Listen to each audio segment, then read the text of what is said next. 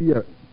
Praise the Lord. Ní orúkọ Jésù. In the name of Olúwa, a Jesus. fẹ́ gba àwọn èèyàn níyànjú ọ̀rọ̀ rẹ. Lord, we want to teach these people your A bẹ̀bẹ̀ kí word. o fún wọn ní òye We kí o pray lè that to give them understanding. Hallelujah. Amen. Arákùnrin àti arábìnrin tó ń gbọ́ wa, Our listeners, a fẹ́ sọ fún ọ nípa ìjọba Ọlọ́run. we want to tell you about the kingdom of God. Jésù Kristi sọ òwe kan nígbà tí ó wà lórí ayé. When Jesus was on the earth, he told a parable. Ó ní ìjọba Ọlọ́run dàbí ọkùnrin tí ó lọ fúrúgbìn ni. He said the kingdom of God is like a sower.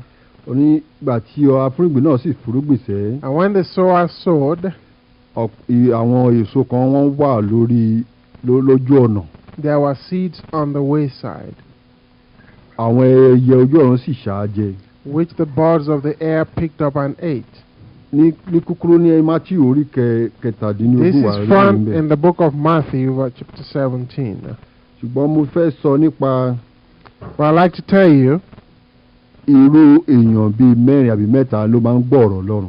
about 3 or 4 categories of people that hear the word of God. Ọ̀pọ̀ gbọ́ o ṣùgbọ́n wọn ò ní jẹ́ kó wọnú ọkàn wọn. Many hear, but they don't allow the word to penetrate their heart. Nígbà tí wọn bá sì jẹ́ kí wọnú ọkàn wọn, èṣù á sì mú ọ̀rọ̀ náà kúrò. And of course, if the word of God does not penetrate their heart, Satan takes away the word of God from them. Ṣùgbọ́n àwọn míì wà wọ́n á gbọ́ wọ́n á sì yọ̀ mọ́ wọ́n á tẹ̀lé fún ìgbà díẹ̀. But there are others who hear the word of God and follow sometimes. Gẹ́gẹ́ bí òwe tí Jésù pa yẹn sẹ́. As the parable of Jesus, Ó ní nígbà tí ó bá ti di pé ìpọ́njú dé nítorí ọ̀rọ̀ tí wọ́n gbọ́ yẹn. he said when there comes tribulation because of the word of God, Wọn yóò sì kọsẹ̀.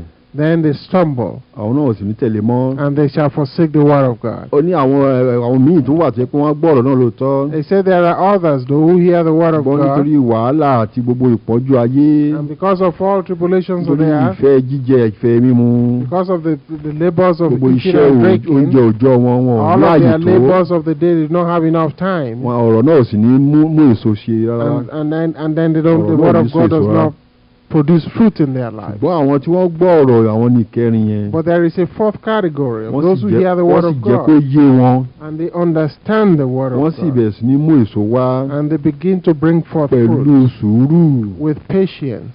Wọ́n mú ọ̀pọ̀lọpọ̀ mú ọ̀rọ̀ ọ̀run wá. And some brought 100-fold, Ọ̀pọ̀lọpọ̀ ọgọ́ta. others brought 30-fold and Arákùnrin àti arábìnrin tó 60-fold. ń gbọ́ ọ̀rọ̀ wa yìí. Listeners, irú ilẹ̀ wo ni ìwọ yóò jẹ́ o? what kind of ground are you? Ǹjẹ́ o fẹ́ kí ọ̀rọ̀ tó ń gbọ́ yìí kó so èso bí? Do you want this word to be fruitful in your Ǹjẹ́ o life? jẹ́ kó so èso pàápàá? Are you allowing the word to be Ìwọ fruitful in ni your láti life? jẹ́ kó so èso. You have to make the decision to Ìwọ allow the ní word to ipa be tirẹ̀ tí fruitful wọ́n láti ṣe nínú because you rẹ̀. have a part to play. Nígbà tí àwọn yìnyín bá sọ pé kó gbàdúrà o láti If gbàdúrà. when evangelists say you should pray, you must pray. Nígbà tó bá sọ pé kó wá ẹ̀kọ́ Bíbélì àwọn yìnyín lọ láti lọ. When they say you should find a church teaching, a Bible teaching church, you should do that. Àwọn wọ̀nyí ló máa mú kó so èso. This is the reason why you will have Láti máa fruits. ka Bíbélì déédéé àwọn nǹkan Because tó máa mú kó so you èso. have to read the Bible daily. Ọ̀rọ̀ Ọlọ́run tí àwọn wàásù fún yín dàbí This èso tá a gbìn. word of God that we are preaching unto is like unto bá sọ pé seeds that we are gbàgbọ́. sowing. If you say you believe, O láti bẹ̀rẹ̀ sí ní jẹ́ kó so èso.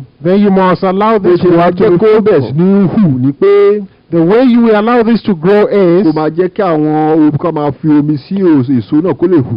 by watering the seed. Nígbà tí wọ́n bá ń ka Bíbélì ó As fi omi you sí read the yẹn. Bible, you are Tó watering bá lọ the sí seed. ẹ̀kọ́ Bíbélì àwọn yìnyín ó fi As omi you sí go to a yẹn. Bible study, you are watering the Tó seed. bá túbọ̀ ń tẹ́tí gbọ́ òun túbọ̀ ń fi omi sí nìyẹn. As you listen more to the word of God, you are watering the seed. Ìgbà yẹn ló máa lè so èso. Then can you be able to be fruitful? Nígbà tí a bá sọ àwọn ọ̀rọ̀ àwọn ẹsẹ̀ mìíràn ní Bíbélì tó dàbí pé ó le koko. When we quote some scriptures that look very difficult to understand, Ìwé tó dàbí ẹni pé Jésù sọ pé one of them which Jesus said, tí ò bá lè kórìíra ẹ̀mí rẹ̀ pàápàá kò lè ṣọmọ lẹ́yìn mi. that whosoever does not hate his own life cannot be my disciple. Tó bá fẹ́ yàdúrà rẹ̀ yóò sọ ara rẹ̀ nù. He said if you want to save your own life, you shall lose it. Àwọn tó bá gba ọ̀rọ̀ náà gbọ́. Those who believe that word, Òun láti wá jẹ́ kó bẹ̀rẹ̀ ní so èso lọ́kàn rẹ. you must allow it to begin to Òun germinate láti within ṣe you. ìpinnu nínú ọkàn rẹ pé o máa tẹ̀lé Jésù yìí dandan. Determine within your heart that you want to follow Jesus. Ìpinnu yẹn láti wá láti inú rẹ wá. That determination has to come from within your heart. O ò ní jẹ́ kí ọ̀rẹ́ àbí ẹbí kan fà ẹ́ sẹ́yìn mọ́ rárá. And you will decide that you wouldn't allow any friend or relative to pull O ò you ní jẹ́ back. kí òun tó máa wá jẹ àbí òun tó máa wá mu kan fà ẹ́ sẹ́yìn mọ́ sẹ́. You would not allow your work or your neighbors to pull you back. ìpinnu yẹn láti wá láti inú ọkàn rẹ. That determination has to come from your heart. ìyẹn ló máa lè jẹ́ kí ọ̀rọ̀ náà fìdí múlẹ̀. Then will the word take ground within your máa heart, fi so èso. and you shall have fruit. ẹni Ọlọ́run yóò wá bẹ̀rẹ̀ sí ní bùkún ẹ o. Then will God prosper and bless you. èmi ni pé màmá kan ló ní kí n má lọ sẹ́ẹ̀sìn wọn yẹn mọ́ owó tí mọ nǹkan tó ń ṣe nìyẹn. If your mother can forsake you from following Christianity, then you are not serious. tó o bá jẹ́ kí bàbá kan fà ẹ́ sẹ́yìn tó ní bàbá mi ni ò jẹun wá mọ́ o mọ nǹkan tó ń ṣe ni. And you allow your father to prevent you from following God, you are not serious. Hallelujah. Praise the Lord. tó pé ní ìgbà ìgbẹ̀yìn ayé la wà yìí sẹ́ẹ̀. Because this is the end of a time. fẹ́ sọ nípa irú mẹ́ta tó máa wà lórí ayé nígbà ayé yìí. At the end of time, there will be three kinds of believers. tó pé ní ìgbẹ̀yìn ayé yìí sẹ́ẹ̀. Because at the end of this world, ìparun tí a ti sọ nínú Bíbélì pé yóò ṣẹlẹ̀ lórí ayé yóò ṣẹlẹ̀ láìpẹ́ the yìí. destruction that has been prophesied indeed will happen. Bíbélì sọ pé a ti fi ayé pamọ́ fún iná. The Bible says this world has been preserved for fire. nígbà tí Ọlọ́run bá fẹ́ máa fi iná náà pa ayé yìí rẹ́sẹ́. And when God shall destroy this earth with fire, ó lè jẹ́ nípa ogun àjàkáyé ni o. it might be because of a tribulation. tó pé Bíbélì sọ pé ogun ìgbẹ̀yìn kan yóò tún ṣẹlẹ̀ o. Because there is coming another third world war. kò sí bí ayé ṣe lè sọ pé àwọn ti gbìyànjú láti dá ogun dúró tó. All the leaders of the world might try to prevent war. mo fẹ́ kó mọ̀ pé Ọlọ́run ti bí ogun tọ́lọ́run sọ nínú Bíbélì yóò ṣẹ. But I'd like you to know that the prophecy of the Bible shall come to pass. òun ló mú kí ìwé Pétérù sọ fún wa pé As it is written in the book of Peter, pé a ti fi ayé pamọ́ fún iná. this world has been preserved unto the day of fire, ní ọjọ́ ìkẹyìn in the day of the end. mo fẹ́ kó mọ̀ pé. But I want you to know this, gbogbo àwọn ìjọba ńláńlá orílẹ̀-èdè. that all of the major governments of the world wọ́n ti ní oríṣiríṣi ohun ìjà. have a lot of weapons that can destroy this world 10 times over. These are different kinds of bombs that are capable of destroying this world 10 times over. And that's why we want you to know that by that alone the prophecies are almost coming to pass. All we are waiting for is the beginning of the fight. That's why we are telling you, our listeners, that the end of the world is at hand. And I want you to know that this is the end of the world. I want you to know that if it doesn't even happen in our own time, we shall still be following Jesus. Because yes, our wise men says anything that is predicted for a long time will come later. Sooner or later. An event of 20 years will finally become tomorrow. I want you to know that God has said the end of the world shall come. But He has also provided a way whereby His followers shall have salvation. Jesus said that we should pray that we shall escape these tribulations that is coming. In the book of Matthew chapter 24. There Jesus mentioned, enumerated the things that would happen. And there He said we should pray that we should escape from all these things that shall happen. Read chapter 24 of Matthew yourself, and you see all the things that Jesus said. He says, take heed unto yourself and watch, for the time is at hand. The time is at hand. How can Jesus save us? Many people ask me this when I go to preach in villages. They said when the heaven is falling, it's going to fall on everybody. But I want you to know that some people shall be saved, my friends, because Jesus says He will save His own people. And that's why He says we should pray, that we should be accounted worthy. In the book of Thessalonians, Apostle Paul wrote and said that when Jesus is coming, 1 Thessalonians chapter 4 from verse 14. ni Paul ti bẹ̀rẹ̀ sí sọ fún wa. Therein it is written. Ó ní nítorí bí àwa bá gbàgbọ́ pé Jésù ti kú ó sì ti jíǹde. For if we believe that Jesus died and rose again, gẹ́gẹ́ bẹ́ẹ̀ ni Ọlọ́run yóò mú àwọn tí ó sùn pẹ̀lú nínú Jésù wá pẹ̀lú rẹ̀. even so them also which sleep in Jesus will God bring with him. Nítorí èyí ilẹ̀ àwa wí fún yín nípa ọ̀rọ̀ Olúwa. For this we say unto you by the word of the Lord, àwa tí ó wà láàyè, that we which are alive and remain unto the coming of the Lord, títí dé àtiwá Olúwa, unto the coming of the bí ó Lord, ti wù kí ó rí kì yóò ṣáájú àwọn tí ó sùn. shall not prevent them which Nítorí are Olúwa asleep. tìkára ara rẹ̀ But yóò the Lord sọ̀kalẹ̀ himself shall descend from heaven láti ọ̀run wá with a shout, pẹ̀lú ohùn olórí àwọn áńgẹ́lì with the voice of the àti pẹ̀lú archangel, ìpè Ọlọ́run. and with the trump of Àwọn God. òkú nínú Kristi ni yóò sì And kọ́ the jíǹde. dead in Christ shall rise first. Nígbà náà ni a ó sì gba àwa tí ó wà láàyè Then we which are alive and tí ó sì kù remain lẹ́yìn sókè shall be caught up together pẹ̀lú wọn sínú àwọsánmọ̀ with them in the láti clouds pàdé Olúwa ní to ojú meet ọ̀run. with the Lord in the Bẹ́ẹ̀ air. ni àwa yóò sì wà And títí so láé lọ́dọ̀ shall we Olúwa. ever be with the Lord. Hallelujah.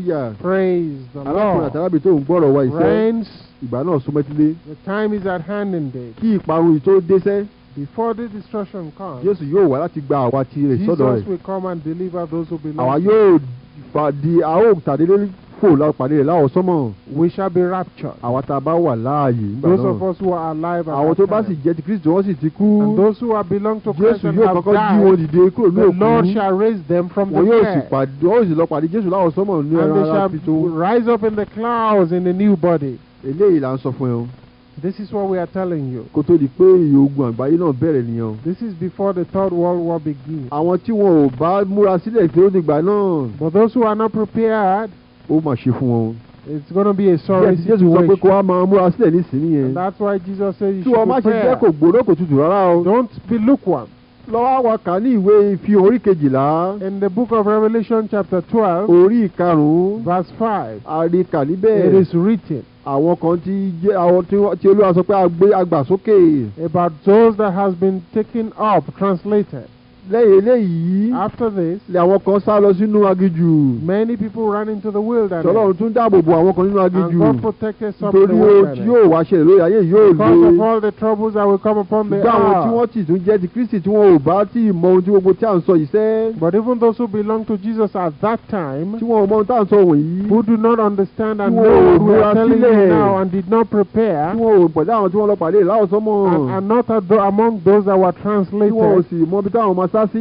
and do not know at that time where to Àwọn escape to. ìwé sọ pé wọn yóò ṣe inú níbí sí. The Bible says they shall be persecuted. Mo lẹ́yìn eléyìí o, But after this, ìparun ńlá náà yóò wá máa ṣẹlẹ̀ lórí ayé. great destruction shall come Bàbá wa upon the lọ kà earth. fún ẹ láti ìwé Ìfihàn. This you can read in the book of Revelation. À ń sọ pé inú wa sọ omi gbogbo di ẹ̀jẹ̀. All of the water shall be turned into blood. Oríṣiríṣi ìparun tí Bíbélì sọ pé yóò ṣẹlẹ̀ ní The ìgbẹ̀yìn ayé Bible iṣẹ́. prophesied all kinds of destruction, Ó tó gẹ́ kí ó mú kí wọ́n kó ronúpìwàdà. which is enough to make you to repent, my Tó o friend. bá fẹ́ràn ara rẹ, If you arákùnrin tó ń love gbọ́ mi. yourself Tó o bá fẹ́ wọ inú ìjọba Ọlọ́run. and you want to enter into the kingdom of Mo fẹ́ kó God, mọ̀ pé I want you to know o this. lè sọ pé o wà nínú ìpọ́njú kan báyìí o.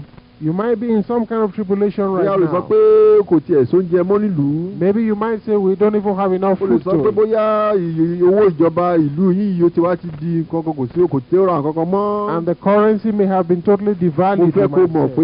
pé But I want you to know this. eléyìí jẹ́ ìbẹ̀rẹ̀ ìpọ́njú That ní Bíbélì these sọ. are the beginnings of the times of troubles, my Jésù sọ friends. pé yóò Jesus túbọ̀ máa said burú sí ni that it shall get worse títí di ìgbẹ̀yìn ayé. unto the end of the Pé world. ìgbẹ̀yìn náà la bẹ̀rẹ̀ sí ní wọnú ìgbẹ̀yìn ayé náà Because we are nìyẹn. beginning to enter the time of the Jẹ́ tàbí end. sọ fún ẹ pé kó wá bẹ̀rẹ̀ sí ní gbójú sókè ní tó bá And fẹ́ that's ara why we rẹ̀. are telling you to lift up your Tó o bá jẹ́ ti eyes. Jésù wá ronúpìwàdà If báyìí you o. believe Jesus, begin to Má repent máa jẹ́ kó now. gbólókò tutù mọ́. Do not be lukewarm. Jésù sọ pé kó wá bẹ̀rẹ̀ sí ní jẹ́ gbígbóná nínú Kristi. Begin to get hot for Nípa Jesus. àdúrà. By prayer, Nípa àwẹ̀. by fasting, Nípa by ṣíṣe ìfẹ́ Ọlọ́run. doing the will Nípa of kíkọ̀ God, ìṣẹ̀ sílẹ̀. by forsaking Nípa ṣíṣe sin, òdodo. by doing Kó kí righteousness. Olúwa lè mú That kí ó lè jẹ́ ìtẹ́wọ́gbà níwájú You Ọlọ́run. might be acceptable Pé in the nígbà tí sight ọjọ́ of tí Jésù God. bá ké pè ẹ́ So that sẹ́. the day that Nígbà Jesus tí shall Jésù bá call pè you, and Jesus shall láti àwọn call sọ́mọ̀. from heaven, Bóyá àwọn náà yóò pè láwọn tí yóò lọ that pàdé you shall àwọn be a sọ́mọ̀. part of those people Ilé ìlàjẹ́ sọ yourself. fún ẹ pé And that's why we are telling you that you should begin to prepare now, for the time indeed is at hand. My friends, which one do you want? Do you want to be lukewarm? Let's read the book of Revelation chapter 3. From verse 16. Jesus was talking to the church. This is talking about the church at the end of time. He said, because thou art neither hot nor cold, and you are not cold, I will spew you out of my mouth, because thou hast said that I am rich, I am plenteous and rich, I have no need of nothing. But you do not know you are blind and poor and wretched and miserable and naked. I counsel thee to buy of me gold tried in the fire, that thou mayest be rich, and white raiment, that thou mayest be clothed, and that thy shame of thy nakedness do not appear, and anoint thy eyes with eye salve, that thou mayest see. Praise Jesus doesn't want to be He wants you to be hot now. And you must begin to confess Jesus to others. And rebuke those that sin. Because the Bible says that if you do not rebuke them, then perhaps you love those that have no sin. Then you are partaking of sin. Romans chapter 1, the last verses tell us that if you love the sin they perform, you also are part of their sins. Right? The end of the world is here. And Jesus wants you to repent now. Let's tell you what would destroy this world. As it is written in the book of Revelation, chapter 9. Let's read some of the verses and tell you what will happen. And the fifth angel came down and trumpeted. And I saw a star came down from heaven. And he opened the bottomless pit, and there arose a smoke out of the pit, and the smoke of a great furnace. And the sun and the air were darkened by reason of the smoke of the pit. And there came out of the smoke locusts upon the earth, and unto them was given power, as the scorpions of the earth have power. And it was commanded them that they should not hurt the grass of the earth, neither any green thing, neither any tree, but only those men which have not the seal of God in their foreheads. And to them it was given that they should not kill them, but that they should be tormented 5 months. And their torment was like the torment of a scorpion when he striketh a man. Can you hear this, friend? And in those days, shall men seek death, and shall not find it, and shall desire to die, and death shall flee from them. My friend, this is going to be a great tribulation. You know what locals are. You know how they move. How in a large company. Imagine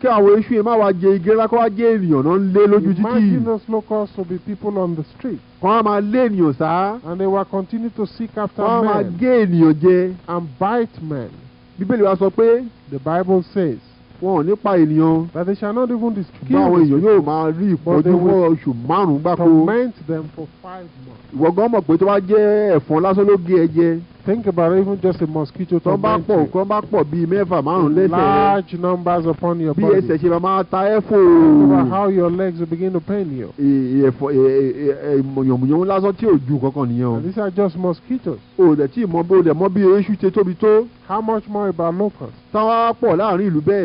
in large numbers. tó bá bẹ̀rẹ̀ sí wá gé àwọn ènìyàn jẹ lójú títì. and they begin to bite people in the street. Bíbélì sọ pé àwọn èèyàn yóò máa gbìyànjú pé àwọn sàn káwọn kú ju eléyìí lọ. men will say it's better for them to die than Bíbélì sọ pé ikú yóò wá sá fún wọn. but death shall not be given unto them. nítorí pé oró wọn yóò wá máa mú káwọn èèyàn ṣàìsàn fún oṣù 5 gbáko. and the bite shall cause people to be sick for 5 months. eléyìí ò jẹ́ kó wá tètè mọ̀ pé wàá fẹ́ sá àsálà fún ẹ̀mí rẹ̀. this should tell you that you should seek salvation. So where can you run to? àbí kó wá sá wọ inú Jésù báyìí. only to Jesus. inú Jésù ni ìgbàlà wà. for in Jesus is salvation. ọkọ̀ ìgbàlà ìkẹyìn ni Jésù Kristi o. for Jesus is the ark of safety. ẹ̀sìn rẹ kọ́ o. it is not your religion. iṣẹ́ rere rẹ kọ́ o. it is not your good works. orúkọ kan ṣoṣo ni sẹ́ẹ̀. there is only one name. orúkọ Jésù Olùgbàlà ni. name of Jesus. mo fẹ́ kó gbọ́ ìtàn Noah níjọ́ ìkíní yẹn. hear ye the story of Noah. nígbà tí a sọ pé a ó pa ayé rẹ́ pẹ̀lú omi. when God said he would destroy the world with lójú àwọn ènìyàn water. ìgbà náà kò wọ́n rò pé kò lè ṣẹlẹ̀ ní. many of the people scoffed at him. wọ́n rò pé ń bo lomi náà ti ń bọ̀. because they have never seen rain before. òjò tí ìrọ̀rí wọ́n ní ń bo lòjò náà ti ń bọ̀. and they begin to ask where would the rain come Noah from. ní ẹnìkan náà lé Ọlọ́run ní kó máa wàásù fún wọn. God has revealed this to Noah and commanded him to preach to ó them. sì sọ pé kí Noah kọ́ ọkọ̀ ìgbàlà tó máa gba òun àtàrà ilé rẹ̀ là. God commanded him to build the ark of safety. ọkọ̀ ìgbàlà yẹn ló gba ọ̀pọ̀lọpọ̀ ènìyàn là tí wọ́n bá fẹ́ wọnú rẹ̀ o. which will take many people that wants to enter the ark. ṣùgbọ́n àwọn èèyàn fi ṣẹ̀fẹ̀. but people laughed at him. ṣùgbọ́n Noah kọ́ ọkọ̀ náà pẹ̀lú ìgbàgbọ́. by faith Noah built the ark. ó sì bí ọkọ̀ ìgbàlà náà sẹ́. and he built that ark. òjò náà rọ̀ o. the rain fell. ìjì náà jà lọ́jọ́ náà. the torrent flowed. àgbàrá náà fọ́ wá láti inú òkun lọ́jọ́ náà. and the erosion of the rain moved. ó sì gbá gbogbo wọn lọ sẹ́. and he carried all the people away. ọkọ̀ ìgbàlà kan ṣo náà Noah àtàwọn. there was only one ark of safety. àti àwọn aya ọmọ rẹ̀ àtaya rẹ̀. that saved Noah and his family. ènìyàn 8 péré lórí ìgbàlà náà. only 8 people got saved. àti àwọn ẹranko. and the animals. àti irú àwọn ẹyẹ. and the birds of the air. arákùnrin àtàrábìnrin. but my friends, ọkọ̀ ìgbàlà kan ṣo náà ló tún di délẹ̀ báyìí o. today also only one ark of salvation. Jésù Kristi ni ọkọ̀ ìgbàlà náà. His name is Jesus. tó ti wá rí ní ìsìnkú Ọlọ́run fẹ́ràn aráyé tó bẹ́ẹ̀ gẹ́. by this God loves the man. tọ́lọ́run bá fẹ́ pa ayé rẹ̀ ayé tún pèsè ọ̀nà kan ṣoṣo tá a lè fi rí ìgbàlà. because even though he wants to destroy the world, he will still provide a way of salvation. ọ̀pọ̀lọpọ̀ bá rò pé ẹ̀sìn tí wọ́n náà lè gbà wọ́n là. maybe you think your religion can save you. Ọlọ́run ò kì í gbé ọkọ̀ 3, 4, 10 sílẹ̀. God does not provide 10, 6, 8 Ọlọ́run kan ṣoṣo ní bẹ. but there is only one God. ọkọ̀ ìgbàlà kan ṣoṣo ni ó sì ń pèsè. and he has provided only one vehicle of salvation. ọkọ̀ ìgbàlà kan ṣoṣo ló pèsè. just as he did in the days of Noah. Noah sì wàásù rẹ̀ títí wọn ò gbàgbọ́. and even though Noah preached to them for a long time, they did not believe. arákùnrin àtàlábì tó ń gbọ́ mi. my friends, mo fẹ́ kó mọ̀ pé. I want you to know bí Bíbélì ṣe sọ fún wa sẹ́. that even as the Bible tells us, ọkọ̀ Noah yẹn tóbi gbàgbàgbàgbà ni o. ark of Noah was huge. òun ní kọ́kọ́ ló máa kọ́. It was not the only builder. a ní ọ̀pọ̀lọpọ̀ tó máa gbà lọ́wọ́ ẹ̀ pé wọ́n bá ń kọ́ ọkọ̀ yẹn. obviously he had other contractors tó to help máa him sanwó out. fún. and he paid them money. gbogbo wọn náà ṣègbè ní odò náà. most of these people perished in the wọ́n tó ń gbọ́ mi àti wọ́n tó ń gbọ́ mi láti inú gbogbo yìí and those of you listening to me now. àní mò ń sọ fún àwọn kan lọ́jọ́ kan. I'm telling some people. ibi tá a ti tẹ àwọn ìwé pélébépélébé yẹn. where we print our little tracts. mo sọ fún àwọn tó ń bá mi tẹ̀. I said unto the printer. mo ní òun bá mi tẹ̀ lóòótọ́ yìí o. that you are printing this thing for me. òun bá mi ṣe iṣẹ́ yìí o. truly you are the printer. mo má ṣe dàbí àwọn tó kọ ọkọ̀ Nóà lọ́jọ́ náà. don't be like unto them that build the ark of Noah. Noah. pé wọ́n bá Nóà kọ́ lóòótọ́. because they helped Noah out. wọn ò gbà nǹkan tó ń sọ yẹn gbọ́. but they did not believe what he was preaching. wọn ò sì wọnú ọkọ̀ náà. and by so doing omi sì gbá gbogbo wọn lọ. and they were destroyed by the rain. ọkọ̀ yẹn náà tí wọ́n bá Nóà kàn yẹn sẹ́. even though the boat was built. òun náà ni ọkọ̀ ìgbàlà náà o. that was the ark of bẹ́ẹ̀ gẹ́gẹ́ ni mo ń sọ fún gbogbo àwọn tó ń bá mi ṣe inú rédíò rí. in the same token I'm telling you. mo ń sọ fún àwọn tó ń bá mi tẹ ìwé pélébépélébé náà nílé píríntà náà. I'm telling the printer who prints the tract. o tètè gba nǹkan tá à ń sọ ìgbọ́ pé Jésù nìkan ṣó ní ọ̀nà. that you better believe this that Jesus is the only way. kó o sì wá wọ ọkọ̀ gbàrà Jésù ìgbẹ̀yìn yìí sẹ́. and enter into his with wà ní ọkọ̀ orí Jésù gbé kalẹ̀ sẹ́. which Jésù sọ pé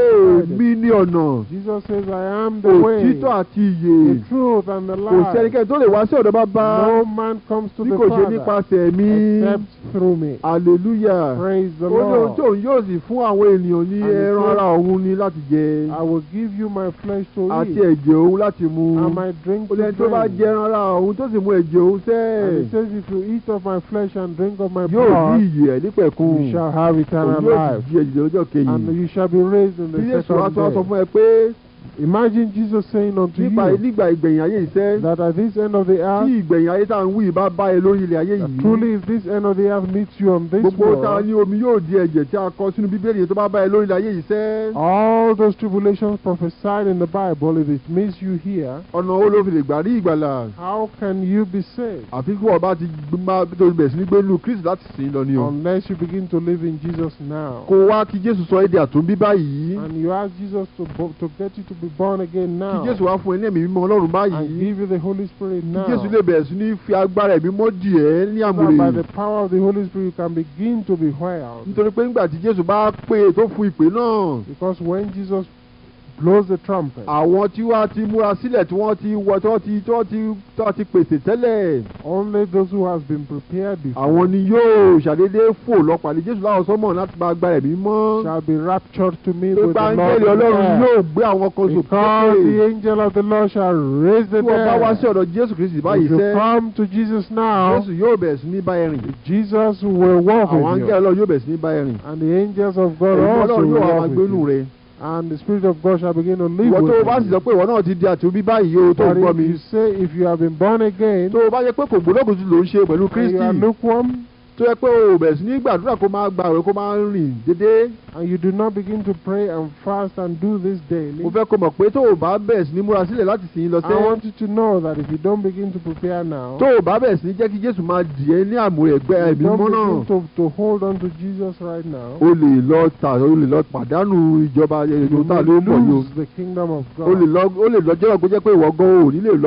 It may be that on that day you will not be able to be raptured. Hallelujah. Praise the Lord. And that's why we are telling you that you should prepare now. For this is why Jesus said unto you that if you are lukewarm and you are neither hot nor cold, he said he shall spew you out of his mouth. Because on that day, after we've been raptured, kingdoms of the world shall persecute the believers before the great war will start. Because water shall be turned into the water. And that has been prophesied in the book of Revelation. That's why we are asking you to begin to prepare and begin to pray and begin to fast. It always amazes me how a believer can be a believer. And many things are happening all over the world and you don't consider them. The Bible says redeem the time, for the days are evil. That means we have to pray every day. You must take prayer like unto a business. And you pray not just for yourself only, but for the kingdom of God. The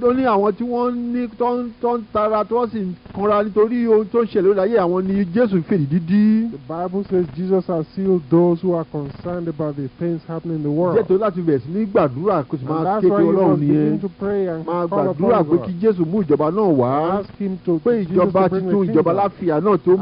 bring this new kingdom. And that's the prayer that Jesus taught us to pray. Hallelujah. Praise the Lord. Do you want to listeners, do you want to belong to Jesus? Before the ending disaster comes, do you want to live with Jesus? Do you want to be a part of that team? We want to pray for you now. Bow down your heads and we pray for you. Say after all, Jesus Christ is the Son of God. I know that the